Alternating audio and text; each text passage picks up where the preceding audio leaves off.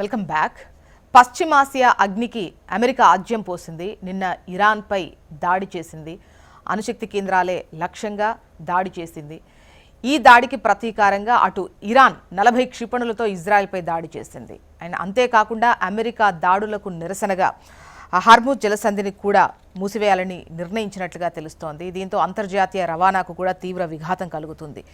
మొత్తానికి ఈ పశ్చిమాసియా యుద్ధం అనేది తీవ్ర రూపం దాల్చడంతో ప్రపంచ దేశాలన్నీ కూడా ఒక్కసారిగా ఉలికిపడ్డటువంటి సిచ్యువేషన్.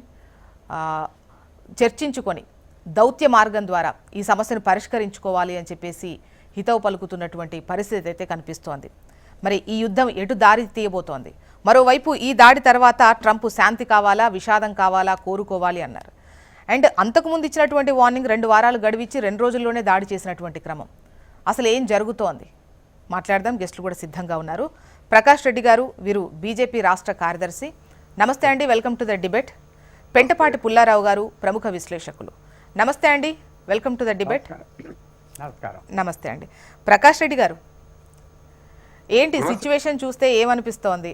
ఒకవైపు ఒక యుద్ధం తర్వాత ఒక యుద్ధం, ఒక యుద్ధం తర్వాత ఒక యుద్ధం అన్నటువంటి పరిస్థితులు కనిపిస్తున్నటువంటి క్రమంలో దేశాలన్నీ కూడా ఒకరికి సపోర్టుగా మరొకటి అన్నట్టుగా ఎవరైతే ఇద్దరు దాడులు చేసుకుంటారో సగం మంది అటు సగం మంది ఇటు విభజించబడి ఉంటున్నారు. అండ్ మనం మాత్రం ఎటు లేకుండా మనది మొదటి నుంచి అదే అలినో విధానంగా ఉంటాము, అదే విధానం కొనసాగుతోంది. అండ్ మీకు ఏమనిపిస్తోంది ప్రస్తుత పరిస్థితి చూస్తుంటే? ముందు పెద్దలు పుల్లారావు గారికి నమస్కారం మేడం. మేడం, నిన్నటి సంఘటన అమెరికా దాడి అనేది ఒక రకంగా పశ్చిమాసియాలో యుద్ధ వాతావరణం అనేది తీసుకురావటం, దాన్ని ఎస్కలేట్ చేయడంలో అమెరికా నిన్న ఒక పెద్ద యుద్ధమే చేసింది. కారణం ఏంటంటే ఇరాన్ లో ఉన్నటువంటి ఇజ్రాయెల్ చెప్తున్నట్టుగా ఇరాన్ లో ఉన్నటువంటి న్యూక్లియర్ కేంద్రాలను వాటిని టార్గెట్ చేసుకొని దాడి చేసినట్టుగా అమెరికా చెప్తుంది. అయితే న్యూక్లియర్ కింద నిన్న ట్రంప్ స్టేట్మెంట్ కూడా అదే, మొత్తం ప్రపంచాన్ని అమెరికన్ ఆఫీసర్ పొలిటికల్ సిస్టమ్ చెప్పినట్టుంది. ప్రపంచంలో మొత్తం యుద్ధాన్ని ఆపేసి నేను అమెరికా 3 గంటలలో నేను మొత్తం ప్రపంచమైనటువంటి ప్రపంచాన్ని సేవ్ చేసిన నేను కాపాడిన అనేటువంటి పదాన్ని వాళ్ళు ఉపయోగించినట్టుగా నేను చూసినాను. ఈ ప్రపంచాన్ని కాపాడేది వాళ్ళు కాదు, ప్రపంచాన్ని కాపాడేది మనవాలి. అది ఒక రకంగా అర్థం చేసుకోవాలి.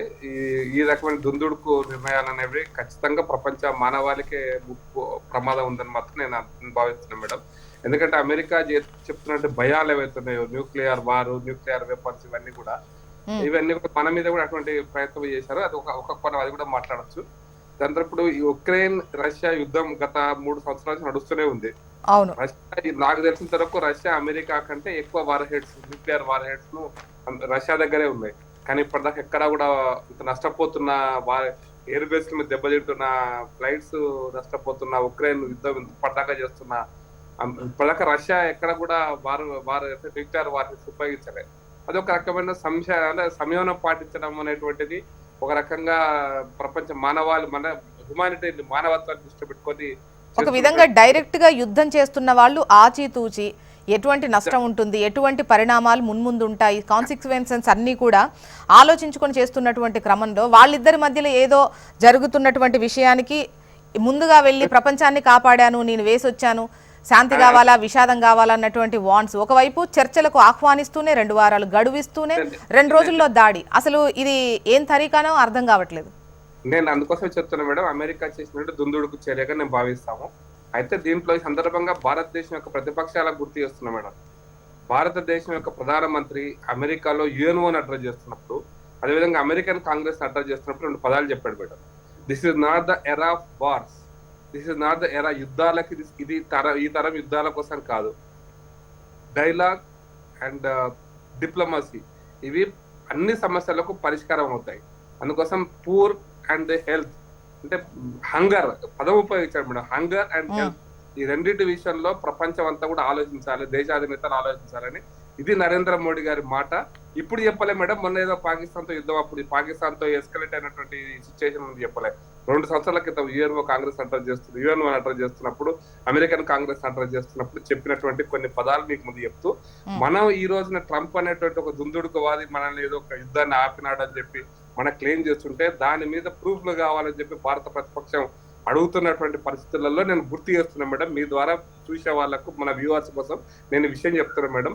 వీఆర్ నాట్ ఫర్ వార్ అనేది మనం ప్రాక్టికల్ గా భారతదేశం భారత నాయకత్వం చేసి చూపించింది.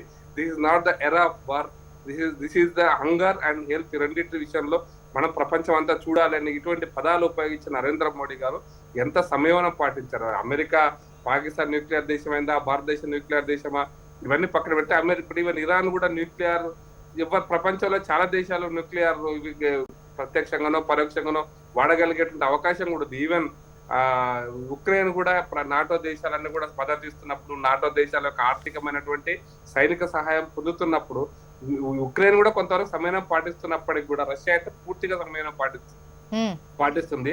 ఈ సందర్భంలో అమెరికా పశ్చిమాసియాలో ఈ రకమైనటువంటి దుందుడుకు చర్య వల్ల మొత్తం ప్రపంచం మొత్తం మీద దాని యొక్క ఆర్థికమైనటువంటి అంశాల మీద ప్రభావం పడుతుంది, రాజకీయ అంశాల మీద ప్రభావం పడుతుంది. కాబట్టి ఇది ఇప్పటికైనా సరే దాన్ని ఎస్కలేట్ కాకుండా, అందుకోసం నిన్న అమెరికా భారత ప్రధానమంత్రి ఇరాన్ కే ఫోన్ చేశాడు. మనం న్యూట్రల్ స్టాండ్ మనది, ఎటు ఏ ఒక్క కూటమికి చేరకపోయినా కూడా నిన్న ప్రధానమంత్రి గారు ఇరాన్ దేశాధినేతతో మాట్లాడినట్టు చాలా స్పష్టంగా ఎస్కలేట్ చేయకండి, డైలాగ్ అండ్ డిప్లొమసీ రెండింటి విషయంలో ఆలోచించండి అని చెప్పడం జరిగింది. అంతవరకు మనం చూసినాము. కాబట్టి భారతదేశం యొక్క స్టాండ్ క్లియర్ గా ఉంది. మన దేశం యొక్క అంతర్జాతీయ వ్యవహారాల్లో మన విదేశాంగ విధానం చాలా స్పష్టంగా ఉంది. దీన్ని అర్థం చేసుకోవాలి. భారతీయులందరూ అర్థం చేసుకుంటున్నారు కానీ మన ప్రతిపక్షం అర్థం చేసుకోవట్లేదు మాత్రం నేను ఆరోపిస్తున్నాను. ఓకే, సంజయ్ గారు, వీరు ఇంటర్నేషనల్ ఇష్యూస్ ఎక్స్పర్ట్, ఆయన కూడా జాయిన్ అయ్యారు మన డిస్కషన్లో. నమస్తే అండి, వెల్కమ్ టు ద డిబేట్. నమస్తే అండి. అండ్ పుల్లారావు గారి వాయిస్ తీసుకున్న తర్వాత మీ వాయిస్ తీసుకుంటాను.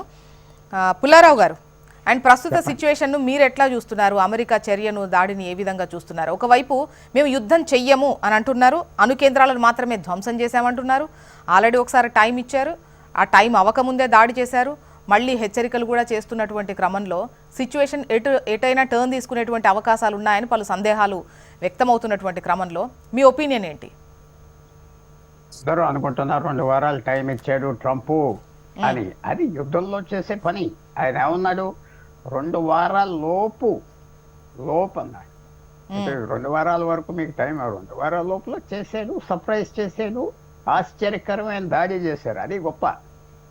ఆశ్చర్యకరమైన దాడిలోనే ఆ సక్సెస్ అవుతే అది ఒక విశేషంగా రిజల్ట్స్ వస్తాయి.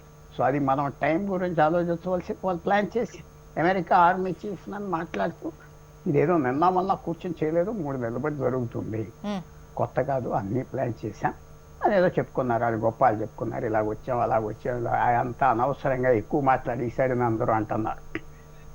అలా ఉండగా ఇప్పుడు ఇరాన్ ఏం చేస్తుంది? 43 సంవత్సరాలు షియా ముల్లాస్ పరిపాలిస్తున్నారు. ఇప్పుడు వాళ్ళకున్న చాయిస్ ఏంటి? సరే మనం మాట్లాడుకుందాం, గొడవలన్నీ వదిలేయండి అన్నారు అనుకోండి, వాళ్ళు కంటిన్యూ అయినా గవర్నమెంట్ అక్కడ ప్రజల్లో మాత్రం తిరుగుబాటుతనం వస్తుంది. ఇంత 40 సంవత్సరాలు యుద్ధం చేస్తామన్న వాళ్ళు ఏం తయారు చేయలేదా, అసలు ఏం లేదని కోపం వస్తుంది. సో ఇరాన్ ప్రభుత్వానికి అదొక పెద్ద ప్రశ్న. ఎలాగ మనం ఇంకా తగ్గిపోలేదు, మనం దెబ్బలాడుతూ ఉన్నామని తప్పకుండా వాళ్ళు రియాక్షన్ చేస్తారు, వాళ్ళు జవాబు చెప్తారు. లేకపోతే అక్కడి గవర్నమెంట్లో అక్కడి ప్రజలు వాళ్ళని తీసేయటానికి వస్తారు, అసహించుకుంటారు. సో వాళ్ళకి తప్పదు. రెండోది ఏంటంటే యుద్ధానికి అలా ముందర వెళ్ళిపోతే ఆ గవర్నమెంట్ పోతుంది. ఎందుకంటే వీళ్ళు ఊరుకోరు. అమెరికా, ఇజ్రాయెల్ అన్ని చోట్ల, ఎన్నో చోట్ల అక్కర్లేదు. నిన్న ట్రంప్ అన్నాడు, చూడు ఇప్పుడు కష్టమైన 3 ప్లేసులు బాంబు చేసాం, మీరు రాండి మాట్లాడుకుందాం, అంతా బాగుంటుంది. మీరు వెళ్ళలేదనుకో మిగతా టార్గెట్స్ అన్నీ రెడీగా ఉన్నాయి. ఇంకా ఆఖరి ఒక మాట అన్నాడు, అవన్నీ చాలా సులభమైన టార్గెట్స్ అన్నాడు, వార్నింగ్ ఇచ్చాడు. ఇప్పుడు తప్పకుండా ఇరాన్ ఏమని నేను అనుకుంటున్నా, రీటాలియేట్ చేస్తుంది. తర్వాత వెళ్ళి వాళ్ళ దగ్గర కూర్చోవడానికి ప్రయత్నాలు చేస్తారు. ఎందుకంటే యుద్ధం వెళ్తే ఆ గవర్నమెంటే పోతుంది. ముల్లా గవర్నమెంట్, అయ్యత్తుల్లా గవర్నమెంట్ వెళ్ళిపోతుంది. 43 సంవత్సరాలు చేతిలో పెట్టుకున్న ఆ గవర్నమెంట్, ఎలక్షన్ లేవు, పాడు లేవు. సుప్రీంకోర్టు నుంచి డిస్ట్రిక్ట్ జడ్జెస్ వరకు వాళ్ళే అపాయింట్ చేస్తారు, మంత్రులందరూ వాళ్ళే అపాయింట్ చేస్తారు. ఎవరైనా ప్రెసిడెంట్కి నిలబడాలంటే అది క్లియరెన్స్ ఉండాలి, ఎంపీకి నిలబడాలంటే వాళ్ళ క్లియరెన్స్ ఉండాలి. అది క్లియరెన్స్, ఆ కమిటీ ఉన్నా సరే వీడు నిలబడవచ్చు అని. అంత అలాంటి పరిస్థితి. కాబట్టి గవర్నమెంట్ పోతానికి ఒప్పుకోరు. కాబట్టి బలం మీద కూర్చొని మాట్లాడటానికి వస్తారు. తర్వాత అందరూ వింటున్నాం అదేదో స్ట్రైట్ అంటే చర్చించుకుందాం, చర్చలకు కూర్చుందాం అని చెప్పి ఈలోపే అంటే ఇటువంటి చెప్పండి, దాడి మొదల- చేయడం అనేది మొదల- ఒక పెద్ద రెడ్ లైన్ దాటినట్టే అమెరికా అని చెప్పేసి ఇరాన్ ప్రతిస్పందిస్తోంది. ఒకవైపు ఇజ్రాయెల్ అమెరికా 40 ట్రంప్ కూడా అన్నాడు కదా, మీరు 43 సంవత్సరాల క్రితం అధికారం వచ్చిన రోజు నుంచి death to America, death to Israel అంటున్నారు. చావు చంపేస్తామంటున్నారు. ఎలా సహిస్తామన్నారు? ఒకటి. రెండోది, అందరూ యూరోప్లో అమెరికాలో బయట చెప్పకపోయినా ఇది చాలా గొప్ప పని చేసే ట్రంప్ అంటున్నాడు. అంటే తర్వాత పరిణామాలు నేను చెప్పట్లేదు, యుద్ధాలు ఏ దారి మీద వెళ్తాయో ఎవరు చెప్పలేము కానీ ఎందుకంటే ఈ ధైర్యం తీసుకొని చేసేది. ఇరాన్కి నేను బ్రిటిష్ ప్రైమ్ మినిస్టర్ కూడా ఉన్నాడు, ఇరాన్కి న్యూక్లియర్ ఆయుధాలు ఉండకూడదు, కరెక్ట్ పని ట్రంప్ చేశాడు. ఇప్పుడు రాని మాట్లాడుకుందాం, ఇరాన్తో కౌంట్ చేస్తాం. అందరూ అనేది యూరోప్లో కూడా అంతే. ఏదో రష్యా చైనా మాట వరుస చేస్తున్నారు వాళ్ళకి, ఎందుకంటే స్నేహం. రష్యా 2 విధాలుగా ఉన్నది, ఆ మాట చెప్పాలి. రష్యా ఏమన్నదంటే మేము కొన్ని వాళ్ళకి బాంబులు పంపించగలం, పంపిస్తాం అంతే. అప్పుడు చాలా మంది జర్నలిస్ట్ పుతిన్ క్వశ్చన్ చేశారు, ఏంటంటే మాకు ఒకటే అడ్డం ఉన్నది మైండ్లో, ఇజ్రాయెల్లో దాదాపు 30% జనం రష్యన్ స్పీకర్స్ ఉన్నారు. రష్యా నుంచి వెళ్ళి అక్కడ కూర్చున్నారు, అక్కడ జూస్ అందరూ వాళ్ళు మా దృష్టిలో ఉన్నారు రష్యన్ స్పీకర్స్, అదొక్కటే మాకు అడ్డం అన్నారు. సో ఇది మనం సింపుల్గా తీసుకోవాలంటే ఇరాన్ రీటాలియేట్ చేస్తారు, ఏదో చేస్తారు. ఆ స్ట్రైట్ ఆఫ్ హార్మోజ్ అనే సముద్రం దారి నాప్ చేయటం ఏదో చేస్తుంది, చేయకపోతే వాళ్ళకి మోహన్ చల్లదు. తర్వాత వాళ్ళకి టాక్స్కి రాకపోతే ఫినిష్ అయిపోతారు, ఆ ప్రభుత్వం పడిపోతారు. తర్వాత అరాచకం వస్తుంది, ఇరాక్ లాగా పాడైపోతుంది, అది వేరే విషయం. సో అది మాత్రం మనం చూస్తాం. మూడో పాయింట్ ఏంటంటే మిగతా గల్ఫ్ దేశాలు, ముస్లిం దేశాలు అందరూ హ్యాపీగా ఉన్నారు, బయట ఏం చెప్పినా. మూడో పాయింట్, అఫ్ కోర్స్ మనకి కొంచెం కామెడీ కూడా దాంట్లో జరిగింది. మీరు శుక్రవారం 20వ తారీఖున పాకిస్తాన్ ఆర్మీ చీఫ్ కూర్చొని చాలా పెద్ద రకం చేశాడు ట్రంప్తో. ఇంక ఏదో పెద్ద రోల్ వచ్చేస్తుంది, ఇరాన్ చేస్తానని పెట్టుకుని అతనికి ఏం చెప్పకుండా వెళ్ళిన 24 గంటలు పేల్చి పారేశారు ఇరాన్. అర్థం ఏమొచ్చిందంటే ఒక ముస్లిం నాయకులు కూడా మాతో కూర్చున్నారు, ముస్లిమ్స్ కూడా మాతో ఉన్నారు, మీతో కాదని చూపెట్టడానికి ఆ బొమ్మ చూపెట్టారు. ఇంకా ఆసిఫ్ ఆ కామెడియన్. బట్ నిన్న పాకిస్తాన్ ఇది ఖండిస్తున్నాము అని చెప్పేసి ప్రకటన చేసింది. అంటే ఇది ఎక్కడ మేము కలిసి ఉన్నాం, ఎందుకంటే ముస్లిం దేశాల నుంచి వాళ్ళు పక్కకు రావడానికి ఇష్టం, వాళ్ళ బలమే అది కాబట్టి ఆల్మోస్ట్ వాళ్ళు ఇష్టపడరు అని ఆ మాట. అది బొమ్మ కనపడింది కదా అక్కడ, ఆ బొమ్మ 1,000,000 మాటల విలువ ఒక బొమ్మ. అది శుక్రవారం నాడు ఏం చేస్తున్నాడు అక్కడ, అది వచ్చిన ప్రశ్న. భారతదేశానికి న్యూట్రల్గా ఉండాలి, ఎవరేమన్నా అవతల పొమ్మని చెప్పారు. న్యూట్రాలిటీయే మన బ్రతుకు, మన చాయిస్, మన లైఫ్. ఈ విషయంలో ఇరాన్తో మంచి సంబంధం ఉన్నది.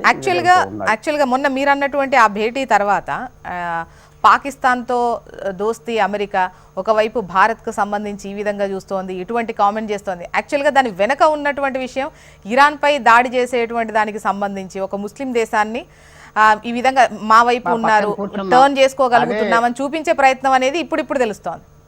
తర్వాత చిన్న కూడా నరేంద్ర మోడీ ఆ ట్రాప్ ఎస్కేప్ అవ్వాడు. ఆయన కూడా కూర్చోబెడదాం, ఒక బొమ్మ దిగితే వీటిని కూడా మనతోనే కూర్చున్నాడు, ఇరాన్ చూపెడతారు. ఆ ఫోటో రాకుండా చూసుకున్నారు, వెళ్ళకుండా. ఆయన తప్పుకున్నాడు, అదృష్టంగా తప్పుకున్నాడు. లేకపోతే ఆయన అక్కడ కూర్చున్నాను, మంచి బొమ్మలు చూసి చూడు వీళ్ళందరినీ కూర్చోబెట్టాను. ఏదైనా ఇప్పుడు మునీర్కి ఒక కామెడియన్ రోల్. పాకిస్తాన్ అప్పుడప్పుడు కామిక్ ఎంట్రీ చేస్తూ ఉంటాను ఇంటర్నేషనల్ అఫైర్స్లో. ఎక్కడికి వెళ్ళినా ముస్లిం కంట్రీస్కి మా దగ్గర 160 బాంబులు ఉన్నాయి, మీకు బాంబు అమ్మాలంటే అమ్మేస్తామని చెప్పుకొని తిరుగుతూ ఉంటారు. సౌదీ అరేబియన్ ప్రిన్స్ కూడా మనం చెప్పాడు, మాకు బాంబులు అమ్ముతా అన్నాడు వాడని. అందువల్ల అది కూడా జరిగింది. ఒకసారి ఏమిటంటే బై ప్రోడక్ట్స్, మన ఇంట్రెస్ట్ ఏంటి అక్కడ.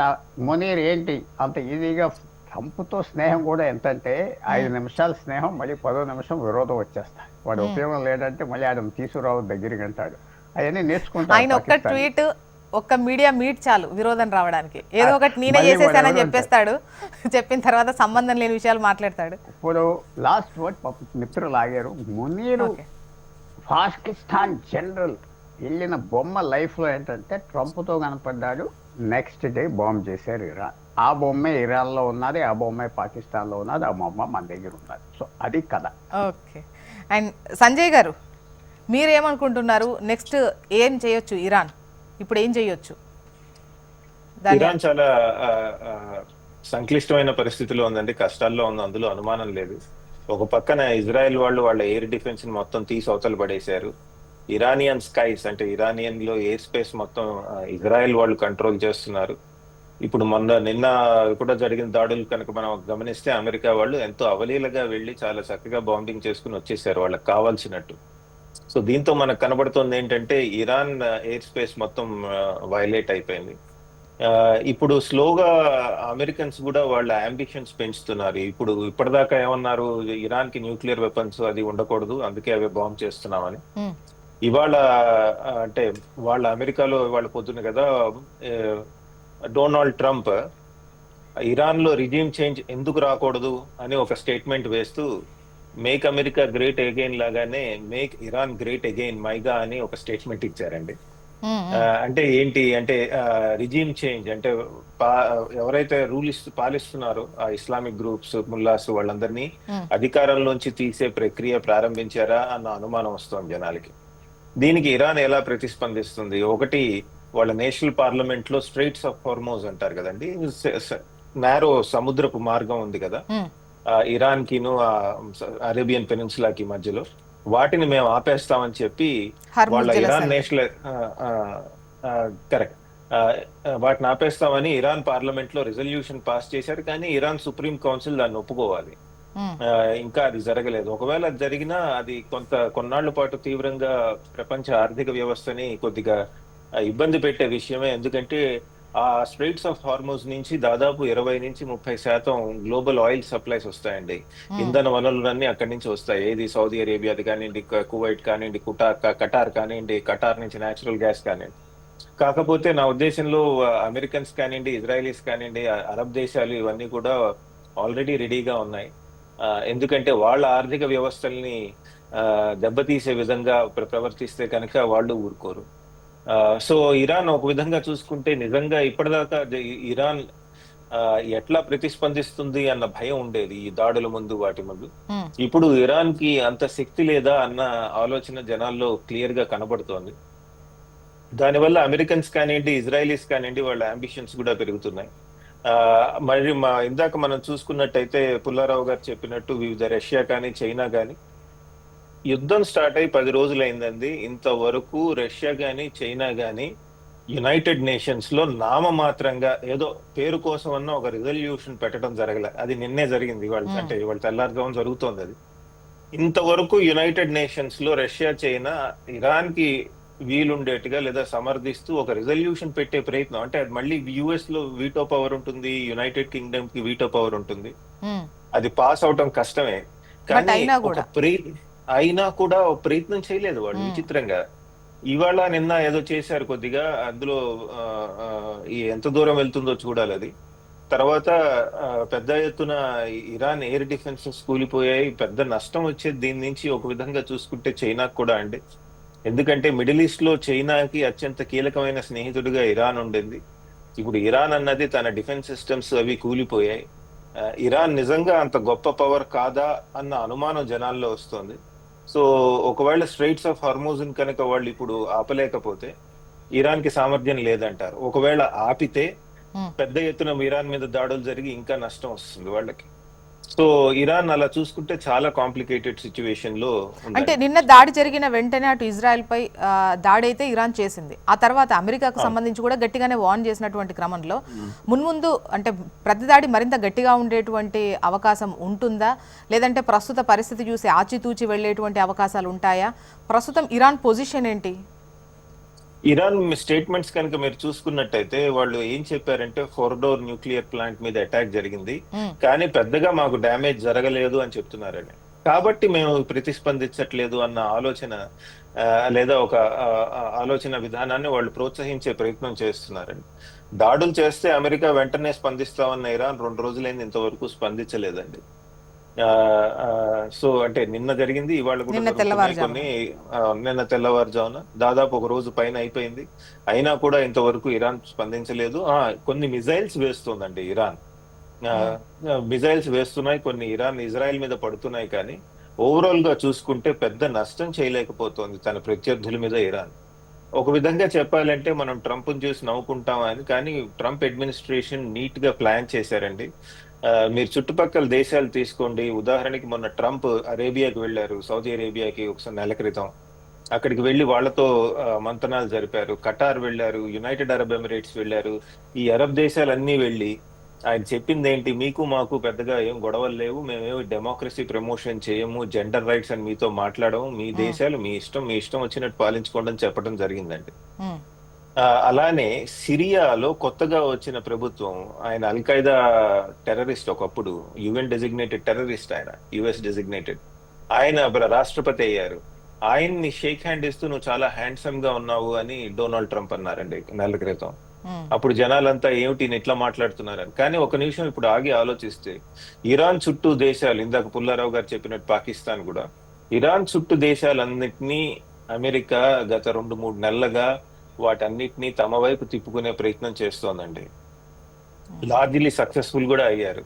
సో ఈ మిడిల్ ఈస్ట్ లో, గల్ఫ్ ప్రాంతంలో ఇప్పుడు ఇరాన్ ఏకాక అయిపోయింది. చుట్టుపక్కల దేశాలు ఎవరు సమర్థించకపోగా ఏదో బయటికి స్టేట్మెంట్స్ ఇచ్చినా అంతర్గతంగా వాళ్ళు చాలా ఆనందంగా ఉన్నారు, ఇరాన్ వీక్ అయిపోయిందని. సో అలా చూసుకుంటే ఇరాన్ చాలా చాలా నా ఉద్దేశంలో క్లిష్టమైన పరిస్థితుల్లో ఉంది. అఫ్ కోర్స్ యుద్ధంలో ఏమన్నా జరగచ్చు, వాళ్ళు ఉన్నట్టుండి రేపు అనూహ్యంగా కొత్త వెపన్స్ ఏమన్నా తెచ్చి బయట వేస్తారా తెలియదు. కానీ ప్రస్తుతానికి అయితే ఇరాన్ చాలా కష్టాల్లో ఉంది, చాలా ఇబ్బందికరమైన పరిస్థితుల్లో ఉంది, చేయలేకపోతున్నారు. ఓకే, ప్రకాష్ రెడ్డి గారు,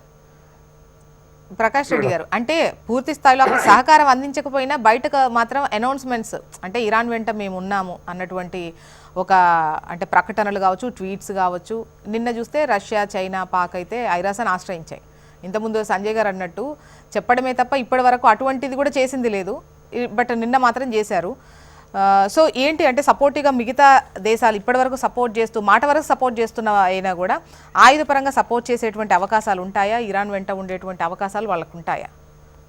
మొదలు నేను ఒక సంజయ్ గారు చెప్పినటువంటి విషయంలో నేను ఒక కామెంట్ చెప్తాను మేడం. ప్రపంచంలో 1950 ఆ ప్రాంతంలో యుఎన్ఓ అంటే అది పెద్దది, ఇంకా అది ప్రపంచాన్ని అంతా అంటే శాంతిని నెలకొల్పుతుందని, ఎక్కడెక్కడిగా ప్రపంచానికి యుఎన్ఓనే ప్రపంచాన్ని దిక్కునేటువంటి పరిస్థితి నుంచి మనం చూసినాం కరోనా కాలంలో, కానీ కరోనా కంటే ముందు కానీ, లేదా భారత్ పాకిస్తాన్ సంబంధాల విషయంలో యుఎన్ మొత్తం మీద ప్రపంచంలో యుఎన్ యునైటెడ్ నేషన్స్ ఆర్గనైజేషన్ అనేటువంటి చాలా బలహీన పడ్డది మేడం. మొన్న కూడా యుఎన్ఓ అధినేత ఎన్ని మాట్లాడినా అది అమెరికా ఆధిపత్యంలో ఉందా అంటే అప్పుడు రష్యా, అమెరికా 2 అగ్రరాజ్యాలు అంటే వాటి మధ్యలో శాంతి, వీటి కోసం ప్రపంచం అంతా 2గా విడిపోయిన రోజులలో, లేదా అలీన విధానం అని చెప్పినటువంటి ఒక నేపథ్యం నుంచి యుఎన్ఓని చాలా పెద్ద అంటే అది ఒక పెద్ద మనం రక్షించేటువంటి ఒక దేవత లాగా ప్రపంచం అంతా భావించి, భారతదేశం ఎక్కువ భావించినటువంటి రోజులవి. లేదా ప్రపంచం అంతా యుఎన్ఓ అంతా కూడా బలహీన పడ్డటువంటి పరిస్థితి రోజున ఎక్కడ యుఎన్ఓ మాట ఎవరు వినరో, నా వీటోలకు పవర్ లేదు, వాటికి పవర్ లేదు, ఒక్కరు శాసిస్తున్నారు, ప్రపంచం వినాలనేటువంటి పెద్ద, అంటే మేమే ప్రపంచానికి సర్వాధిక చక్రవర్తులం అనేటువంటి భావజాలంతో ఈరోజు అమెరికా ప్రవర్తిస్తుంది మాత్రం నడుస్తున్నటువంటి చరిత్ర మేడం గడుస్తుంది. కాబట్టి ఇది ఎంతకాలం కొనసాగుతుందని అనుకోవట్లేదు. ఎందుకంటే ప్రపంచంలో ఒకరి ఆధిపత్యం ఒకరికి 19వ శతాబ్దంలో ఒకరి ఆధిపత్యం ఉంటే 20వ శతాబ్దంలో ఒకరికి ఉంటాయి, 21వ శతాబ్దం ఇంకొకరి ఆధిపత్యం వస్తుంది. కాబట్టి ఆధిపత్యాలు ఎటువైపు టర్న్ అవుతాయని మనం ఇప్పుడే చెప్పలేము. కానీ మీరన్నట్టుగా రష్యా కానీ, చైనా కానీ, ఇంకేమైనా ఈ ప్రపంచంలో ఇంకే దేశమైనా కూడా ఇరాన్ కు ప్రత్యక్షంగా పరోక్షంగా సహాయం చేయడానికి కూడా సిద్ధంగా ఉంటాయి. ఎందుకంటే Israel is also a point for the discussion. Israel ఇప్పుడు గాజా మీద యుద్ధం జరుగుతుంది, గాజా మొత్తం సర్వనాశనం చేసి ఇచ్చారు. అక్కడ ఉన్నటువంటి హమాస్ తీవ్రవాదులు అక్కడనే ఉంటారు, గాజాలోనే ఉంటారని ఏం లేదు కదా, ప్రపంచంలో కూడా స్ప్రెడ్ అవుతారు. అది ఇస్లామిక్ షియా సున్నీ అనేటువంటి పదాన్ని పక్కన పెడితే ఇస్లామిక్ తీవ్రవాదం మీద ఇజ్రాయెల్ చేస్తున్నటువంటి దాడిగా భావిస్తున్న నేపథ్యంలో ఇప్పుడు ఇజ్రాయెల్ అనేటువంటిది 1950-1940లో అది దానికి అసలు ఇజ్రాయెల్ ఐడెంటిటీయే లేదు. చివరికి నేను పుల్లారావు గారు పెద్దలలో గుర్తుండేది అనుకుంటా, 79-78 ఆ ప్రాంతంలో ఇజ్రాయెల్ ప్రధానమంత్రి భారతదేశానికి వచ్చి సీక్రెట్ గా అప్పుడున్న ప్రధానమంత్రి మొరార్జీ దేశాన్ని కలిశాడని ఈ విషయాన్ని ఇందిరాగాంధీ ఆ తర్వాత మళ్ళీ 81-82లో భారత పార్లమెంట్ లో చెప్పి, అంటే ఇజ్రాయెల్ అంత అంటరాని దేశం ప్రపంచానికి గడపడ్డ రోజున ఇజ్రాయెల్ తో అందరూ అంటగాగాల్సిన పరిస్థితి వచ్చింది మేడం. అనుకుంటాం ప్రపంచంలో విషయాలు మారుతుంటాయి, మన పోలరైజేషన్ మారుతుంటది. అప్పుడు అమెరికా పూర్తిగా పాకిస్తాన్ సపోర్ట్ చేసింది. మనకు 1971 వార్లో ఇంచుమించుగా అమెరికానే ప్రత్యక్ష యుద్ధంలో పాల్గొనడానికి సిద్ధమైనటువంటి పరిస్థితి ఉంది ఆ రోజున. కాబట్టి యుఎన్ఓని మనం కూడా కాశ్మీర్ లాంటి సమస్యను యుఎన్ఓకి తీసుకుపోయి అదో పెద్ద మన సమస్య పరిష్కరిస్తా అనేటువంటి భ్రమలలో బతికిన 60-70 సంవత్సరాలు భ్రమలు తొలగిపోయిన ప్రపంచ దేశాలన్నిటికి కూడా యుఎన్ఓతో పని లేదు. ఈరోజు చైనా, రష్యా కూడా ఒకవేళ వాళ్ళ ఆర్థిక అంశాలు వాళ్ళ యొక్క దేశాల ఇంట్రెస్ట్లను కనుక ఎక్కడ ఇబ్బంది జరుగుతున్నా ఆ ఇబ్బందులలో వాళ్ళు ఉంటారు. మన దేశం కూడా ఉండాలి కూడా, అదే మన పరిస్థితి వచ్చినప్పుడు. కాబట్టి మనం ఇజ్రాయెల్తోనే మంచిగా ఉన్నాం. ఎందుకు గుర్తు చేస్తున్నా అంటే అప్పుడు అటల్ బిహారీ వాజ్పేయి భారత విదేశాంగ శాఖ మంత్రి ఇజ్రాయెల్తోని భారతదేశం సీక్రెట్ గా బాంబే హోటల్లో కలిసిన అనే పదం వచ్చిన రోజున మనం సీక్రెట్ కలిసినాం అనేటువంటిది ఇందిరాగాంధీ, అది కూడా మతవాదం పేరు, అంటే ఏదో భారతదేశంలో ఆ మతం అనేటువంటి అంశాన్ని తీసుకురావడం కోసం ఆమె చేసినటువంటి ప్రయత్నం ఇందిరాగాంధీ. అంటే అప్పుడున్నటువంటి బీజేపీనో జనసంఘ్నో ఇబ్బంది పెట్టేటువంటి ప్రయత్నంలో చెప్పినటువంటి మాటలు అవి. బట్ ఈరోజు ప్రపంచం మారిపోయింది మేడం. మారిన ప్రపంచంలో మన పాత్ర చాలా స్పష్టం. ఇజ్రాయెల్తో కానీ ఇరాన్తో కానీ ఇద్దరితో కూడా మనం కొట్లాడేది లేదు. యుఎన్ వాళ్ళ పెద్ద దాన్ని పట్టించుకోవాల్సిన అవసరం కూడా లేదు. యుఎన్ ఈ రోజున మనం చాలా స్పష్టంగా మన లైన్ మన అందుకోసమే WTO సంతకం పెట్టిన రోజు కూడా బీజేపీ చాలా స్పష్టంగా చెప్పింది మేడం. ఈ WTOలు, ఈ ఘాట్ ఒప్పందాలు ఇవన్నీ కూడా వేస్ట్. ఎనీ ఇష్యూ బైలాటరల్ ద్వైపాక్షిక ఒప్పందాల ద్వారా, ద్వైపాక్షిక చర్చల ద్వారానే ప్రపంచంలో చాలా దేశాలు సమస్యలు పరిష్కరించుకోవచ్చని వీఆర్ ఫర్ ఇట్. ఈ రోజు కూడా మనం we are for bilateral discussions with any country. అది ఇరాన్తో భారతదేశం కావచ్చు, ఇజ్రాయెల్తో భారతదేశం కావచ్చు, అమెరికాతో భారతదేశం కావచ్చు, చైనాతో భారతదేశం కావచ్చు. వీఆర్ ఫర్ భారతదేశం చాలా స్పష్టంగా ద్వైపాక్షిక, ఒక దేశంతో ఒక దేశం మళ్ళీ ఇంకో దేశం రావాల్సిన అవసరం లేదు. అదే స్టాండ్ మొన్న పాకిస్తాన్ విషయంలో కూడా చెప్పింది. అదే స్టాండ్ మీద భారతదేశం ఉంది.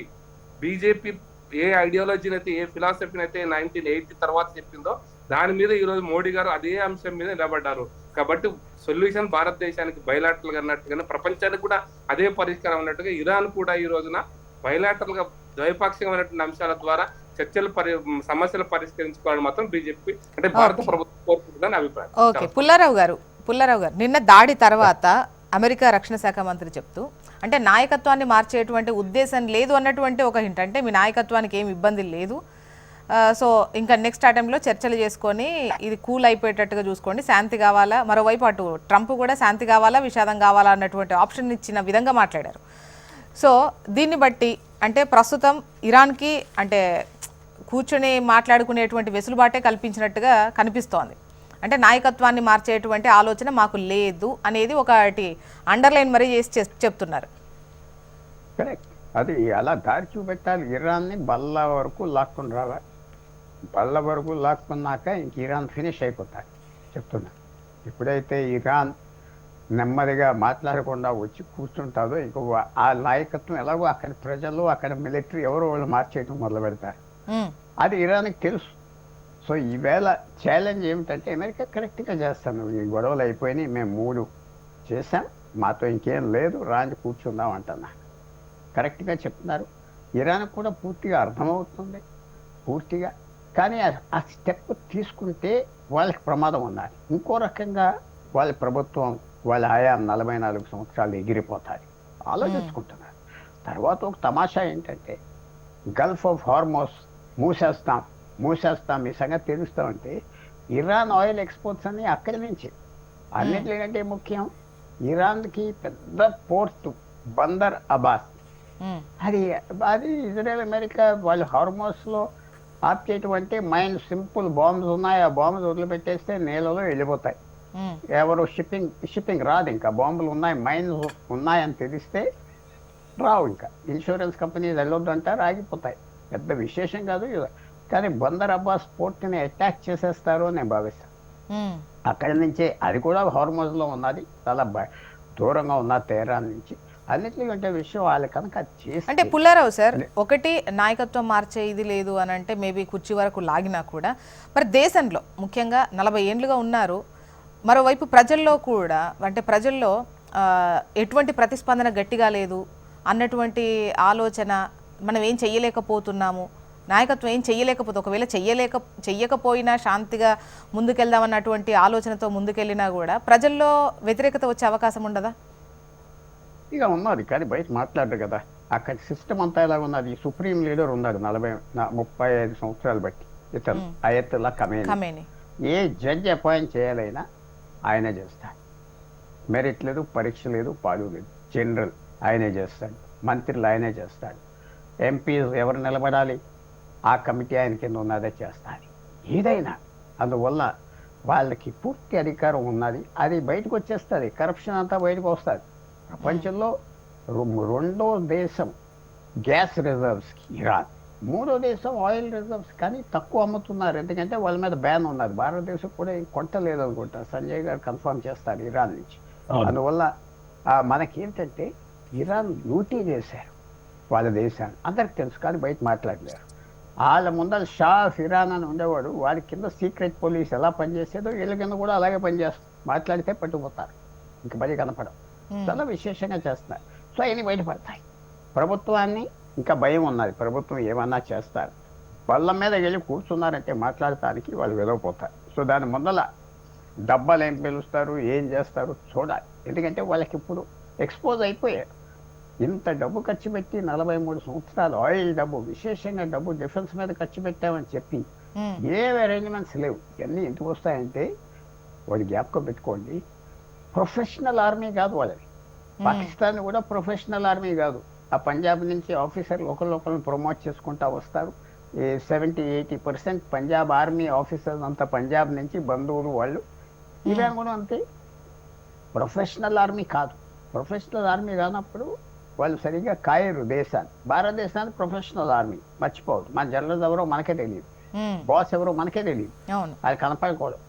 హైదరాబాద్ ఏరియా, ఆంధ్ర ఏరియా ఎవరు జనరల్ ఇన్ఛార్జ్, బ్రిగేడియర్ ఎవరికి తెలియదు. అక్కడ అలా కాదు, వాళ్ళే పరిపాలిస్తున్నారు. కాబట్టి అదంతా ఒక పొలిటికల్ పార్టీ గూండా ఆమీర్ లాగా తయారవి అన్ని తప్పులు చెప్పారు. ఏమి లేదు, ఆఖరికి కాసుకోవటానికి ఏమీ లేదు. ఎయిర్ డిఫెన్స్ సిస్టమ్ పోయింది, 2 రోజుల్లో పోయింది. ఏం పోయింది, అంతా పోయింది. అందువల్ల ఇంకా భయం ఉన్నది ఇంటర్నల్ పోలీస్ గురించి. రెజీమ్ చేంజ్, ఆ వ్యక్తులు పోవాలి అంటే వాళ్ళ నుంచి బల్ల మీద కూర్చోబెట్టాలి. బల్ల మీద కూర్చోబెట్టే వరకు అన్ని రకాలుగా రమ్మంటారు. వాళ్ళకి తెలుసు ప్రమాదం, వాళ్ళకి తెలుసు. ఇరాన్కి తెలియదని కాదు, వాళ్ళు చాలా. ఇంకోటి కూడా లాస్ట్ పాయింట్ మనం జ్ఞాపకం పెట్టుకోవాల్సింది, ఇరానియన్స్ కూడా 4000 సంవత్సరాల హిస్టరీ ఉన్నాయి. మనకి భారతదేశంతో మంచి సంబంధాలు ఉండేవి వాళ్ళకి మనకి ఎప్పటి నుంచో.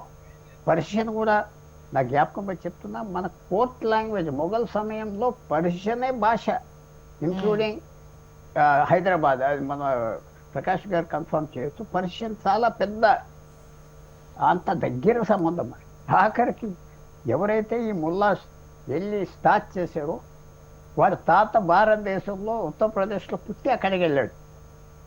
Ayatollah Khomeini grand father is from India. మరి ఎవరి వేషాలు వేస్తే వేయొచ్చు, అంతా ఎక్కడి నుంచి వెళ్ళారు. అక్కడ బట్టల గట్లు మార్చుకున్నారు, అన్నీ చేశారు. కానీ మన డిఎన్ఏ వాళ్ళు, అది మర్చిపోకూడదు. అందువల్ల ఇది ఎలాగెళ్తుంది చూడాలి. పెద్ద డెవలప్మెంట్ ప్రపంచంలో, దీంట్లో డౌట్ లేదు. ఇరాన్ని తీసేశారా, ఇరాన్ ఇలా చేశారా, పెద్ద డిస్కషన్, పెద్ద డిబేట్ జరుగుతుంది.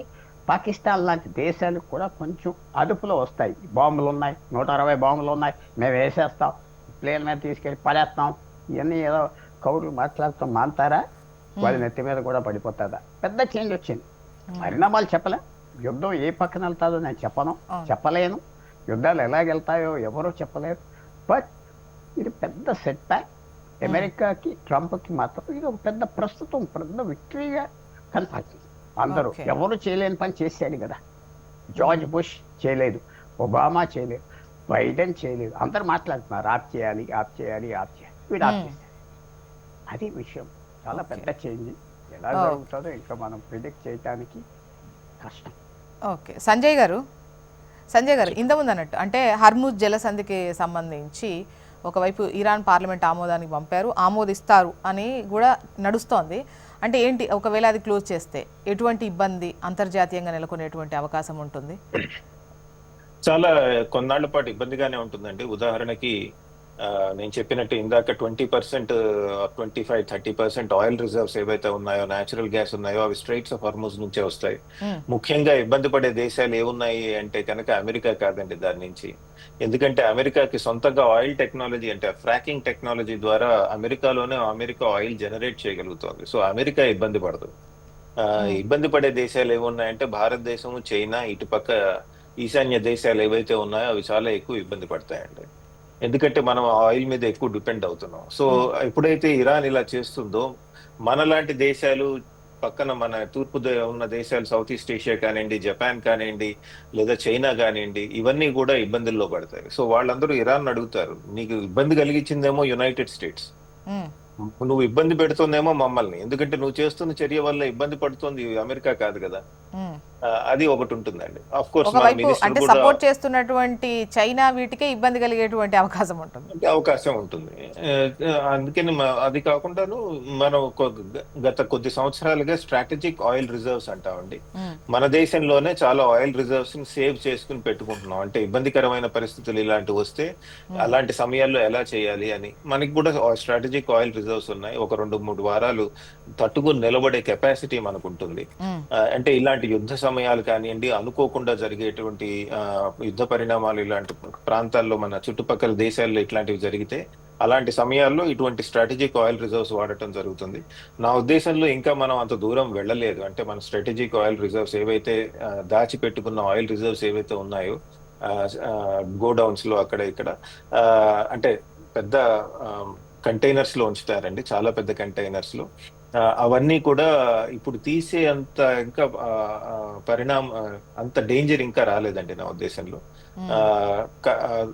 అంతేకాకుండా అమెరికా ఆయిల్ ధరలు పెరిగితం వల్ల అమెరికా ఆయిల్ ఎక్కువ ప్రొడ్యూస్ చేస్తే అమెరికా మళ్ళీ బెనిఫిట్ అవుతుందండి. ఇప్పుడు ఇరాన్ స్ట్రెయిట్స్ ఆఫ్ హార్మోజ్ ఆపేసి అక్కడి నుంచి వచ్చే ఆయిల్ ఆపేస్తే అమెరికా ఆయిల్ జనరేట్ ఎక్కువ చేసింది అనుకోండి, ప్రపంచ మార్కెట్ లో ఎవరు ఆయిల్ ఎక్కువ ఉంటుంది, అమెరికా ఆయిల్ ఎక్కువ ఉంటుంది, మళ్ళీ అమెరికా బెనిఫిట్ అవుతుంది. ఇవన్నీ కూడా ఇరాన్ వాళ్ళు ఆలోచించుకోవాల్సి ఉంటుందండి. సో దాన్ని బట్టి నా ఉద్దేశంలో ఒక విధంగా ఈ నిర్ణయం అనేది సపోర్ట్ చేసే వాళ్ళకి ఇబ్బంది, ఎట్ ద సేమ్ టైం ఎవరైతే దాడి చేశారో అమెరికాకే లాభం చేకూరే అవకాశం ఉంటుందంటారు. అవకాశం ఉంటుంది కొద్దిగా. అంతేకాకుండా ఇందాక పుల్లారావు గారు, తర్వాత మన ప్రకాష్ రెడ్డి గారు చెప్పినట్టు ఇరాన్ కూడా కొన్ని తప్పిదాలు చేసిందండి. ఇప్పుడు 2020లో అరబ్ కంట్రీస్ అవి అబ్రహం అకార్డ్ కింద ఇజ్రాయెల్ తో సత్సంబంధాలు ఏర్పరచుకునే ప్రయత్నం చేస్తున్నప్పుడు ఇరాన్ కూడా అదే ప్రక్రియ స్టార్ట్ చేసి ఉండాల్సిందండి. అలా చేయకుండా నువ్వు అసలు దేశంగానే గుర్తించను నేను ఇజ్రాయెల్ని, మీ మీద బాంబింగ్ చేస్తాము, మీ death to Israel, death to United States అని మాట్లాడటము, ఇది కొద్దిగా నా ఉద్దేశంలో స్ట్రాటజిక్ మిస్టేక్ ఇరాన్ చేసిందండి. ఇంటర్నేషనల్ పాలిటిక్స్ లో నైతికత అనైతికత తప్పు ఒప్పులు ఉండవండి, గెలవటం గెలవకపోవటం కదా.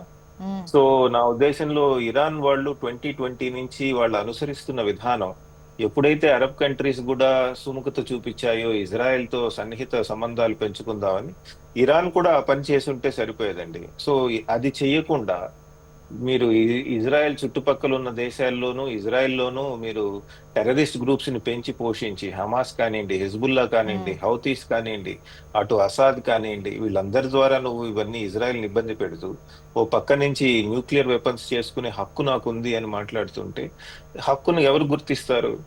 గుర్తించరు కదా. సో ఇజ్రాయెల్ వాళ్ళు కూడా ఆచితూచి వ్యవహరించి చక్కగా హ్యాండిల్ చేశారండి. అంటే purely from a strategic perspective Hamas ని తీసేశారు, హిజ్బుల్లాని తీసేశారు, హౌతీస్ మీద దాడులు జరిపారు. ఈ రోజు అసాద్ అసలు సిరియాలో లేడు, ఆయన వెళ్ళి రష్యాలో దాక్కున్నాడు. సో ఇజ్రాయెల్ చుట్టుపక్కల దేశాలన్నింటినీ కూడా ఇజ్రాయెల్ పూర్తి కంట్రోల్లోకి తెచ్చుకుంది. వాటి ద్వారా ఈ రోజు అసలు కొంత కూడా ఆలోచించాల్సిన అవసరం లేదు. ఈజీగా వేరే దేశాల ఎయిర్ స్పేసెస్ దాటేసి వెళ్ళేసి ఇరాన్ మీద బాంబ్ చేస్తున్నాయి.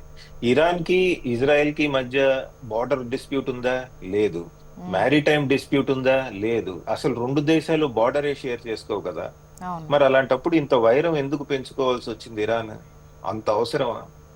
అవి కూడా ఇరాన్ ఒక ఆలోచించాలండి. ఇరాన్ కూడా ఇందాక పుల్లారావు గారు చెప్పినట్టు ఒక సివిలైజేషన్ లాగా ప్రవర్తించాలి, బిహేవ్ చేయాలి అంతర్రాజ్య ఇంటర్నేషనల్ పాలిటిక్స్ లో. నాకు అనిపిస్తుంది గత 2-3 సంవత్సరాలుగా, ముఖ్యంగా 2020 నుంచి ఇంకొద్దిగా హుందాగా ప్రవర్తించుండొచ్చేమో అనిపిస్తుందండి. తెలియదు, చూద్దాం ముందు రోజుల్లో ఎలా అవుతుంది. అండ్ ప్రకాష్ రెడ్డి గారు కొన్ని రోజులుగా చూస్తున్నాం, అంటే రెండు దేశాలు యుద్ధం చేసుకుంటాయి, వాళ్ళ సపోర్టర్స్కు ఎవరి సపోర్టర్స్ వాళ్ళకు ఉంటారు, ఒక విధంగా రెండుగా విభజించబడుతుంది, ఇక అంటే వరల్డ్ వార్ 3 వచ్చేస్తుంది అన్నటువంటి విధంగా కథనాలు, చిన్న ఘటన కూడా పెద్ద ఎత్తున ప్రొజెక్షన్ అదేది కనిపిస్తోంది. ప్రస్తుత పరిస్థితిని మీరు ఎట్లా చెప్తారు? మేడం, వరల్డ్ వార్ రాదు మేడం. ఇది పక్క. ఎందుకంటే ప్రపంచంలో ఒకప్పుడు అంటే 20వ శతాబ్దం మొదటి కాలంలో బ్రిటన్ ప్రపంచ దేశాలను పరిపాలిస్తున్న రోజులలో వచ్చినటువంటి పరిస్థితి అదే. ఆ రోజు ఉన్నటువంటి సిచ్యువేషన్ జర్మనీ గానీ రష్యా గానీ ఈరోజు ఆ పరిస్థితులు లేవు. పక్కా యుద్ధం అటువంటి మూడో ప్రపంచ యుద్ధం అనేది రాదు.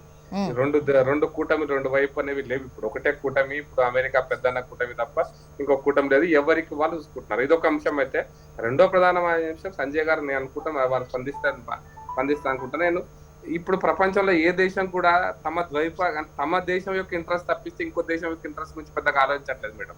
మన దేశానికి ఆలోచించాలి కూడా అట్లాగే. మన దేశానికి ఏది లాభం, మనకి ఏది కావాలి, మనకేం కావాలి, మనకి ఏది లాభం, మనం ఏది లాభం అయినప్పుడు మన స్టాండ్ ఎట్లా ఉండాలనే దాని మీదనే మన ప్రపంచ దేశాలు అన్ని కూడా అట్లే ఆలోచిస్తున్నాయి.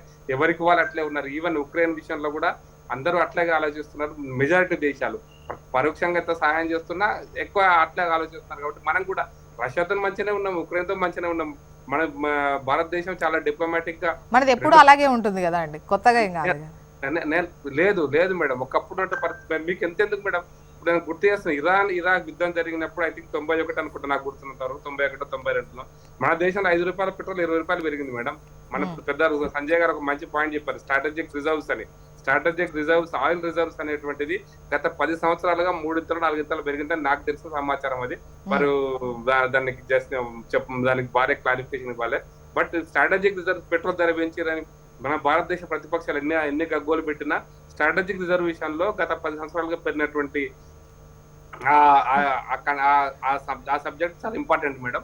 మనం గల్ఫ్ యుద్ధం, ఇరాన్ ఇరాక్ యుద్ధంలో జరిగినటువంటి విషయాలలో అప్పుడు ₹5 ఉన్న పెట్రోల్ పివి నరసింహారావు గారి కాలంలో ₹20 పెరిగింది మేడం. ఒక రోజు ₹14, ₹15 పెరిగిన రోజులు ఉన్నాయి ఒక కొద్ది కాలంలోనే. కాబట్టి ఈ రోజు ఉన్న పరిస్థితుల్లో భారతదేశానికి ఏం కావాలి, భారత ప్రజలకు మనం ఏమి ఇవ్వగలుగుతాం ఆలోచిస్తున్నారు. అట్లా చైనా గురించి తెలుసు. చైనా ఇప్పుడు మావో సెటింగ్ కమ్యూనిజం లేదు మేడం. ఆ తియాన్మెన్ స్క్వేర్ తర్వాత అక్కడ ప్రపంచంలోనే అత్యంత ధనవంతులు ఉన్నారు. ధనవంతులు పేదల మధ్యన గ్యాప్ అక్కడ ఏం లేదు. అత్యంత ధనవంతులు కూడా చేసినటువంటి దేశం ఇప్పుడు చైనా. కాబట్టి చైనా ఏదో కమ్యూనిస్టు పార్టీ, చైనా గురించి మించిగా ఇరాన్ టైప్ లోనే కొద్దిమంది కమ్యూనిస్టు పార్టీ వాళ్ళ సభ్యులతో ఉండేటువంటి ప్రభుత్వం అక్కడ నియంత్రితమే. కాబట్టి ఈరోజు ప్రపంచంలో ప్రతి దేశం కూడా తమ అవసరాల కోసం ఆలోచిస్తున్న ఈ పత్యంలో మూడో ప్రపంచ యుద్ధం రాదు మేడం. అది అమెరికా అంత కుందుడుగా ప్రవర్తించిన ప్రపంచ దేశాల ప్రజలు ఎవరు కూడా దానికి అనుకూలంగా లేరు. ఆయా ప్రభుత్వాలు కూడా అనుకూలంగా లేవని మాత్రం నాకు అనిపిస్తుంది. ఓకే, పుల్లారావు గారు అంటే యుద్ధం తీరు మారింది. అంటే World War III అనేది కథనాల వరకు సరిపోతాయి కానీ అది వచ్చే అవకాశం లేదని అనిపిస్తుంది. కాకపోతే యుద్ధం తీరైతే మారింది. గతంలో యుద్ధం జరగడం ఒక లెక్క, ఇప్పుడు వాణిజ్యం కావచ్చు, లేదంటే బయోవార్ కావచ్చు, రకరకాల అంటే ఒక దేశాన్ని ఓడగొట్టాలంటే ఆకలితో చంపేస్తే చాలు, లేదంటే పంట లేకుండా ఉంటే చాలు అన్నటువంటి సైంటిఫిక్గా కూడా వెళ్తున్నటువంటి క్రమం అయితే మనకు కనిపిస్తోంది. సో అది వచ్చే అవకాశం లేదు. కాకపోతే ఇప్పుడున్నటువంటి పరిస్థితులు చూస్తే అంటే ప్రపంచంలో ఉన్నటువంటి దేశాలన్నీ కూడా రెండుగా అంటే వాళ్ళ సపోర్ట్స్ రెండుగా విడిపోయే ఛాన్సెస్ ఉంటాయా, లేదా అటు ఇటు సపోర్ట్ చేస్తూ ఉండే ఛాన్సెస్ ఉంటాయా? ఇప్పుడైతే జీ జిన్పింగ్ 2011-12 ప్రెసిడెంట్ అయ్యాడు చైనా నుంచి, అప్పుడు చాలా ట్రబుల్ చేస్తున్నాడు. అది నేను చెప్తాం కాదు, అమెరికా యూరోప్లో ఇతను ఒక ట్రబుల్ మేకర్, ఇతను ఒక ప్రమాదమైన మనిషి అది వచ్చింది. ఎక్కడ తగు ఉన్నా ఏషియాలో ఎక్కడ తగు ఉన్నా, యుక్రెయిన్ కూడా ఆయన వెళ్ళమన్నాడు రష్యాను తగుకి. వెళ్ళి ఫిబ్రవరిలో కూర్చుని మీ వెనకాల ఉంటాం, వెళ్ళి యుద్ధం చేసేయని. ఎందుకంటే 2 రోజుల్లో అయిపోతుంది యుక్రెయిన్, తర్వాత నా ఇష్టం వచ్చినదిగా తైవాన్కి చేయొచ్చు అనుకున్నాడు. ఇరాన్ వెనకాల ఉన్నామన్నాడు, పాకిస్తాన్ వెనకాల ఉన్నామన్నాడు, నేపాల్ వెనకాల ఉన్నాడు, బంగ్లాదేశ్. ఇదంతా ఇప్పటి వరకు ఇరాన్ మిడిల్ ఈస్ట్లో గల్ఫ్లో ఎక్కువ యుద్ధాలకు కారణం ఇరాన్ అని అందరూ అనుకుంటా ఉంటే, చైనా కూడా ఎక్కువ ఈ ప్రపంచంలో ఈ ఇన్సెక్యూరిటీ యుద్ధ పరిస్థితులు చైనా తీసుకొస్తాం. అది మెల్లిమెల్లిగా ప్రపంచం గ్రహించుకుంటుంది. అమెరికా, యూరోపు అక్కడ మేధావులందరూ గ్రహించుకున్నారు ఎలా కంట్రోల్ చేయాలి చైనా అని ఆలోచన. సో రాబోయే రోజుల్లో వాచ్ చేయవలసింది చైనా. రష్యా సామ్రాజ్యం పడిపోతా వస్తున్న సామ్రాజ్యం, ఎన్ని వేషాలు వేసినా పుతిన్ రష్యన్ సామ్రాజ్యం పడిపోతుంది, సమాజం ఆగదు. చైనా బలంగా ఉన్నది కాబట్టి మనం చైనా వంక చూడాలి ఎలాగా, అది అందరు చూస్తున్నారు. ఇరాన్ ఈజ్ నథింగ్, ఏం చేస్తారు, ఈ సమాజం వీక్ సమాజం అని ఎన్ని చెప్పుకున్నా, ఎంత గొప్ప సివిలైజేషన్. సో రాబోయే రోజుల్లో చైనాను వాచ్ చేస్తారు. ఎక్కడైనా ఇన్సెక్యూరిటీ, యుద్ధాలు, గొడవలు జరుగుతున్నాయంటే చైనా వెనకాల కనపడుతుంది. ఎక్కడైనా ప్రతి యుద్ధంలోకి ప్రతి గొడవలోకి చేయి పెడతారు, డబ్బిస్తారు. సైన్యాన్ని పంపరు, సైన్యాన్ని అమెరికాలాగా పంపరు, వాళ్ళు మిగతా వాళ్ళతో గొడవ చేయిస్తారు. సో ఇన్సెక్యూరిటీ భారతదేశానికి కూడా 1962 నుంచి ఎంత ఇన్సెక్యూరిటీ చైనా చేసింది. 65 పాకిస్తాన్ మీద యుద్ధానికి వెళ్ళినంటే చైనా కారణం. చాలా మంది చూసేది ఏంటంటే ఇరాన్ ధైర్యం ఏంటి, రోజుకి ఇరాన్ నుంచి 2 మిలియన్ బ్యారెల్స్ ఆయిల్ చైనా కొంటుంది. అమెరికా యూరప్ కొనొద్దన్నా రోజుకి ఇరాన్ ప్రొడక్షన్ 30% 40% చైనా తీసుకుంటారు, పట్టుదలగా తీసుకుంటారు. వాళ్ళు కొనకపోతే ఇరాన్ కొలాప్స్ అయిపోతుంది, కొలాప్స్. సో చైనా మనం ఫోకస్ అవ్వాలి. చైనా ప్రమాదమైంది, మిగతా వాళ్ళంతా పక్కన పనిచేసేవాళ్ళు. సో ఈ ఇన్సెక్యూరిటీ వాళ్ళకి తెలుసు, అది వాచ్ చేస్తున్నారు. ఏమవుతుందో ఫ్యూచర్ చెప్పదు. కానీ మనకు వచ్చే ప్రాబ్లం ఏంటంటే చైనా. ఓకే. అండ్ సంజయ్ గారు. మేడం నేను పుల్లారావు గారు ఒక్కసారి అమెరికా వియత్నాం మీద కొన్ని సంవత్సరాల కాలం పాటు సంవత్సరాలు యుద్ధం చేసింది, ఏం సాధించలే. చైనా కూడా తైవాన్ మీద ఇప్పుడు వియత్నాం లో ఉన్నటువంటి చాలా హైడ్రోకార్బన్స్ ఉన్న దీవుల మీద విషయంలో కూడా కన్నేసింది. కానీ చైనా కూడా ఏం చేయలేకపోతుంది. అంటే నేను అనుకుంటున్నది అంటే ఈవెన్ సౌత్ చైనా సీ నుంచి ఆ వ్యాపారం ఇవన్నిటిని దృష్టిలో పెట్టుకుంటే చైనా కూడా సమయానంతో ఉంటుంది. వాళ్ళ ఇంట్రెస్ట్ తప్పిస్తే అది వాళ్ళు ఏ డిప్లొమాసీ ఉన్నా అది వాళ్ళ ఇంట్రెస్ట్ తప్పిస్తే ప్రపంచ మానవాళి గురించి ఆలోచిస్తారని నేను అనుకోవట్లేదు. చైనా వాళ్ళ కోసం వాళ్ళు ఏమైనా చేస్తారు కాబట్టి మన కోసం మనం చేయాలనేటువంటిది మన దేశ రాజకీయ వ్యవస్థ గుర్తిస్తే మంచిదనే నా అభిప్రాయం. ఓకే. అండ్ సంజయ్ గారు, ఫైనల్గా ముఖ్యంగా అంటే ఇప్పుడు నెలకొన్నటువంటి ఇజ్రాయెల్ ఇరాన్ అండ్ ఇరాన్ పైన అమెరికా దాడి ఇవన్నిటి బట్టి చూస్తే అంటే ప్రెడిక్షన్ ప్రకారమే కనుక చూస్తే ఎట్లా ఉండే అవకాశాలు మున్ముందు ఉంటాయి? ఇరాన్ విషయం పర్టికులర్గా అంటే ఒక యుద్ధం ఏదైనా వచ్చిందనుకోండి, అప్పటి వరకు అంతర్గతంగా ఉన్నటువంటి సమస్యలు విభేదాలన్నీ తొలగిపోయి దేశమంతా ఒక్కటిగా ఉన్నటువంటి క్రమం చూస్తాం. And what is the Iran position? అవునండి, మంచి ప్రశ్న. యాక్చువల్లీ ఈ ఇజ్రాయెల్ ఇరాన్ వార్ నుంచి ఒకటి ప్రస్ఫుటంగా కనపడుతోంది ఏంటి అంటే, ఈ చాలా రోజులు మొన్నటి దాకా ఈ డిస్కషన్ ఉండేది ఏమిటంటే ఇస్లామిక్ కంట్రీస్ అన్ని ఒక ప్లాట్ఫామ్ మీద వచ్చి ఐక్యతతో వ్యవహరిస్తాయని చాలా మంది చెప్తూ ఉండేవాళ్ళు. ఇరాన్ యుద్ధంతో కనబడింది ఏంటంటే అదేమీ జరగట్లేదు అని. ఎందుకంటే మీరు చూసుకోండి, చుట్టుపక్కల దేశాలు, అరబ్ సున్నీ దేశాలు తీసుకోండి, వాళ్ళెవరు ఇరాన్ ఒక షియా కంట్రీ కాబట్టి మేము సమర్థించట్లేదు అన్న ధోరణి క్లియర్ గా కనబడుతోంది మనకి. తర్వాత సిరియా కానీ ఆ చుట్టుపక్కల దేశాలు కానీ, పాకిస్తాన్ ఆర్మీ చీఫ్ వెళ్ళి అమెరికా ప్రెసిడెంట్ తో కూర్చుని భోజనం చేయటం కానివ్వండి, ఓ పక్కన తన ముస్లిం సోదరుడు పక్కన దేశంలో ఉన్నప్పుడు వాళ్ళ మీద అమెరికా బాంబింగ్ వేస్తుంటే ఆయన వెళ్ళి చక్కగా కూర్చుని భోజనం చేశారు. తర్వాత ఇటు ఇండోనేషియా కానివ్వండి, మలేషియా కానివ్వండి, పెద్ద పెద్ద ముస్లిం దేశాలు ఉన్నాయి, అక్కడ కూడా అవి కూడా ఏమీ పెద్దగా స్పందించట్లేదు. సో ఒకటి క్లియర్ గా కనబడుతోంది ఏంటంటే ముస్లిం కంట్రీస్ యూనిటీ అన్నది అట్లీస్ట్ పెద్ద దేశాల మీద వాళ్ళు ఏమీ రుద్దట్లేదండి. వాళ్ళకి కావాల్సినట్టు ఇందాక మన బీజేపీ వాళ్ళు చెప్పినట్టు బయలాటరల్ గానే వాళ్ళ ప్రాఫిట్స్ లాస్ అవి చూసుకుంటున్నారు. అమెరికాతో మన సంబంధాలు ఏంటి అవి చూసుకుంటున్నారు. అంతకంటే పెద్దగా ముందుకు వెళ్ళట్లేదండి. ఇంకోటి క్లియర్ గా ఈ యుద్ధం నుంచి బయటకు వచ్చింది ఏంటంటే అమెరికా డిక్లైన్ అయిపోతోంది. అమెరికా శక్తి సామర్థ్యాలు చాలా తక్కువైపోతున్నాయి.